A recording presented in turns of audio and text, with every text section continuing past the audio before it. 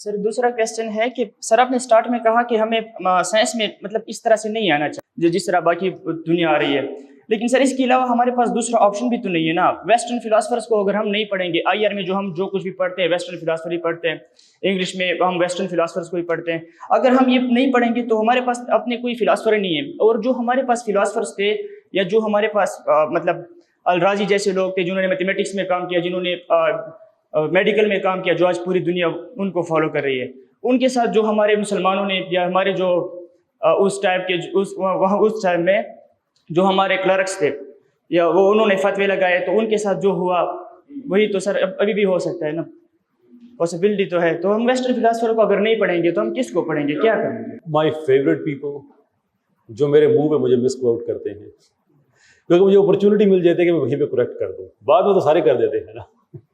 میں نے آپ سے کب کہا ہے کہ آپ سائنس نہ پڑھیں؟ I am an information scientist myself. Would I go against science? No.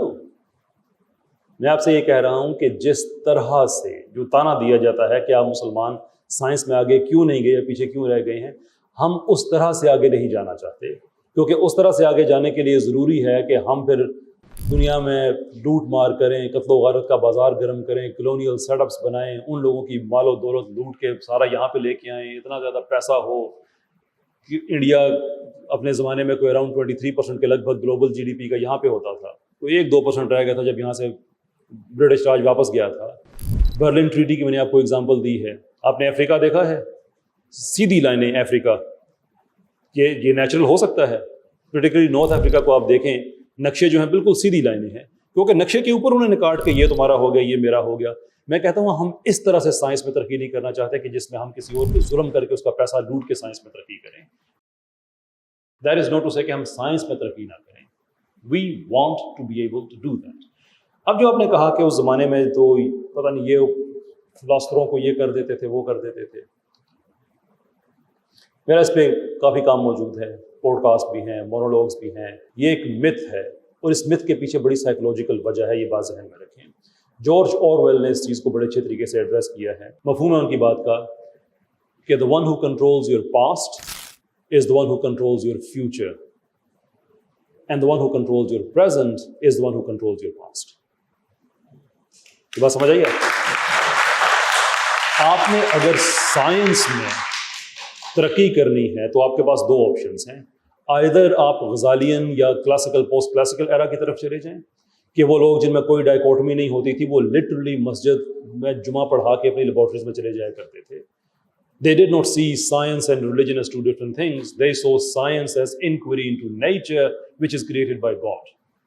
ایک تو یہ طریقہ ہے. دوسرا یہ ہے کہ آپ میتھڈولوجیکل نیچرلزم سے انڈر پن سائنس کو انگیج کریں کہ ریلیجن کو سائڈ پہ رکھ کے آپ کہیں جو بھی ہے اس کی ایکسپلینیشن ہم نے نیچرل لے لی ہے. ریزن ہمیں بار بار یہ بتایا جاتا ہے کہ آپ کے انٹلیکچوئلس کو یہاں مارا گیا تھا، وہاں مارا گیا تھا، یہ ہو گیا تھا، وہ ہو گیا تھا، کہ لوگ اس طرف نہ چلے جائیں کہ فیوچر کنٹرول کرنا ہے، سائنس کی طرف لے کے جانا ہے تو ریلیجن کو ریموو کر دو، اس لیے کہ بڑے برے لوگ ہیں. دیکھو کندی کے ساتھ کیا کیا تھا، ابن رشد کے ساتھ کیا کیا تھا، کیا کیا تھا. آئی وانٹ ٹو نو کیا کیا تھا ابن رشد. ابن رشد چیف جسٹس تھا، ابن رشد چیف فزیشین تھا. ابن رشد نے پبلکلی جب قرآن کا انکار کیا اس کو تھوڑے عرصے کے لیے سزا ملی، اس کے بعد دوبارہ رائل کورٹ میں آ گیا، دوبارہ سے سارے فیور اس کو ملنا شروع ہو گئے. ایک آدمی ایسے نظریات کے ساتھ کیا چیف جسٹس بنے گا؟ اور بادشاہ منصور خود بھی فلاسفر تھا، وہ مسلمانوں نے تو ساری کتابیں اپنی جلا دی تھی. غزالی came and he wrote تحفۃ الفلاسفہ اور یہ سارا. I mean how did it happen کہ 1258 میں بغداد کا کولیپس ہوتا ہے اور 1259 میں مراغہ میں مسلمانوں نے اس زمانے کی جدید ترین آبزرویٹری بنائی 1 سال کے اندر اندر. It's all myth کہ سارے مسلمانوں نے اکٹھے ہو کے سوچنے والوں کو ختم کر دیا، یہ کر دیا، وہ کر دیا. اور غزالی کو اس پہ سب سے بڑا الزام لگایا جاتا ہے بیکاز آف his views.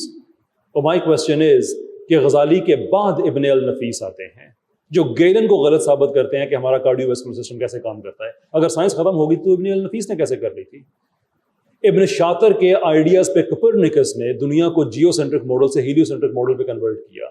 ابن شاطر بہت بعد میں آئے تھے غزالی سے. اگر سائنس ختم ہوگی تو یہ لوگ کہاں بیٹھے سائنس کر رہے تھے؟ دس از جسٹ اے myth کہ آپ کا ماضی آپ سے چھین لیا جائے.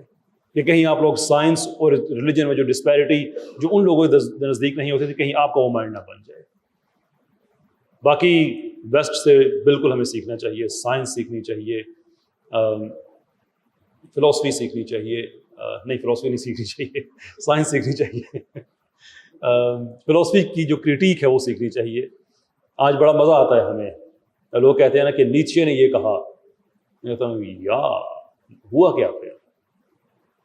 نیچے سے وہ آدمی تو متاثر ہو سکتا ہے جو زمانے کی کرسچن مورالٹی سے اختلاف کرتا ہو. سو وی گو بیک 100-125 سال پیچھے ہم جاتے ہیں, تو نیچے تو بڑا اچھا لگتا ہے ہمیں کہ یار دیکھو کیسی زبردست باتیں کر رہا ہے.